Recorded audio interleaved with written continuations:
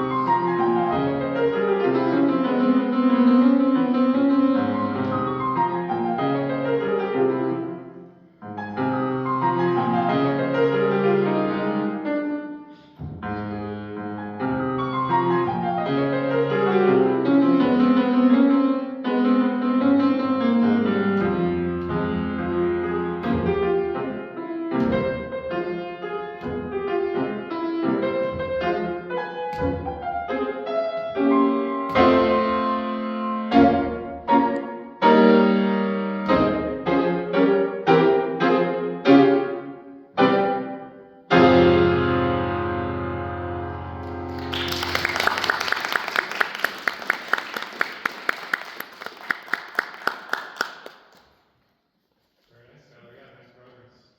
Yeah, I think that was pretty steady overall. There were some places where we'll still work on where you're rushing ahead a little bit. So I want to make sure that you know where those places are. But really good overall. My only comment is now that you've played it on this piano, you might have noticed some places where the left hand was getting too loud. Mm-hmm. Not overall, but it's mostly when the left hand has repeating things, like when you're Like the trying, octaves. yeah, like the octave. So that they really overpower the right hand. So we'll just have to work on that a little bit because it's different than when you practice on a Mm-hmm. keyboard or in the piano studio. So yeah, overall really good. Yeah, great work. You've played this on piano on carpet. Be careful of your pedal. Your foot stomping sometimes get kind of loud. If you can kind of just keep your heel on the ground and just do the lever, that'll prevent that. But and it actually got better as you played too. I think maybe you were hearing it a little bit. Yeah, it was, yeah, at first, and then I heard it a little bit. Yeah, on a carpet you'd never notice that. We got the hardwood here. But good, that's a hard piece. Good work. That was awesome, man. Thanks. That's it's really fun to hear you play this because I have you in ensemble and it's you're part of a mix, so it's nice to hear you play Yeah. solo. I want to compliment you for pushing through. I think there were a couple parts where you got a little bit off the track you wanted to be on, and you just really stayed focused and you found your way back into the song.